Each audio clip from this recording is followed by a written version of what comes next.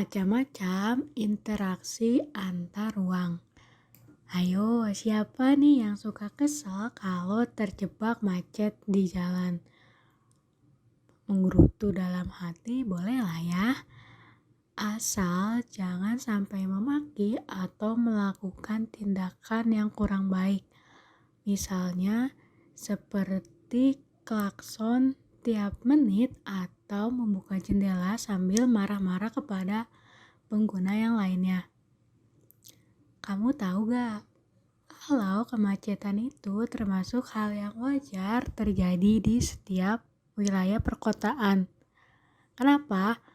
Karena wilayah perkotaan merupakan pusat dari segala aktivitas manusia, sehingga konsentrasi kegiatan penduduk tertuju pada wilayah ini.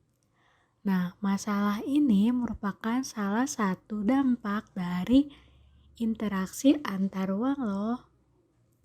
Apa sih yang dimaksud dengan interaksi antar ruang itu? Interaksi antar ruang merupakan hubungan timbal balik antara satu wilayah dengan wilayah lain yang bisa terjadi dalam berbagai bentuk. Contohnya, pergerakan orang, distribusi barang, hingga perpindahan informasi. Apa aja sih dampak dari interaksi ruang itu? Yang pertama, berkembangnya pusat-pusat pertumbuhan. Seperti pada umumnya di kota-kota besar, interaksi ruang ini bakal menyebabkan pemusatan aktivitas. Hal ini terjadi karena banyak pergerakan orang, barang, dan jasa di wilayah kota tersebut. Tetapi di sisi lain, hal ini juga menyebabkan wilayah perkotaan bisa berkembang menjadi pusat pertumbuhan. Yang kedua, perubahan penggunaan alam. Coba deh, kalian tengok wilayah sekitar rumah kalian. Apa ada pembangunan di sebuah lahan kosong? Misalnya, gini, jika ada tanah kosong, kebun ataupun sawah yang sudah berganti fungsi menjadi supermarket atau pabrik bahkan perumahan, nah itu merupakan salah satu dampak dari interaksi antar ruang. Kita bisa menyebutnya sebagai alih fungsi lahan. Alih fungsi lahan dapat diartikan sebagai bergantinya fungsi sebuah lahan untuk menampung aktivitas kegiatan manusia. Yang ketiga yaitu perubahan orientasi mata pencarian. Orientasi dalam hal ini berhubungan dengan pekerjaan. Coba sesekali kamu perhatikan di kota-kota besar itu pasti dihuni dengan orang-orang yang pekerjaannya beragam. Coba bandingkan dengan yang ada di desa. Rata-rata mereka yang tinggal di perdesaan umumnya bermata pencarian sebagai petani, nelayan, atau peternak. Yang keempat, berkembangnya sarana dan prasarana. Dampak interaksi antar ruang tidak selalu berhubungan dengan hal yang negatif.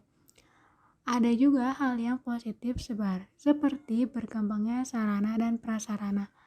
Pembangunan sarana dan prasarana akan semakin berkembang dan meningkat seiring dengan peningkatan pergerakan antar ruang itu sendiri. Transportasi, fasilitas umum, pusat perdagangan, dan sebagainya akan semakin berkembang dan bertambah dengan sendirinya untuk mendukung kegiatan dan interaksi. Sebagai contoh, perubahan sarana dan prasarana transportasi yang ada di kota besar, yaitu kalian bisa melihat layanan kereta api bandara yang dioperasikan oleh Railing diberi nama Airport Railing Service atau layanan bandara Railing yang disingkat ARS. Railing saat ini hanya mengoperasikan kereta api ARS Kuala Namu, ARS Soekarno-Hatta, dan ARS Yogyakarta Internasional. Pengoperasian ini khususnya pada di Soekarno-Hatta mulai beroperasi pada akhir 2017. Terakhir, nomor 6, perubahan sosial budaya. Di zaman globalisasi saat ini rasanya gak mungkin kalau kita gak mengikuti perkembangan terbaru yang ada di internet. Mulai dari artis YouTube, TikTok, hingga artis-artis Korea. Nah, saat ini perubahan sosial budaya nggak hanya terpaku karena pergerakan penduduk saja, tetapi juga karena informasi dari luar negeri yang bisa kita akses gampang saja. Contoh gampangnya, kita bisa menemukan banyak sekali gaya-gaya busana artis-artis atau skincare atau makeup dari artis luar negeri yang ditiru remaja pada saat ini.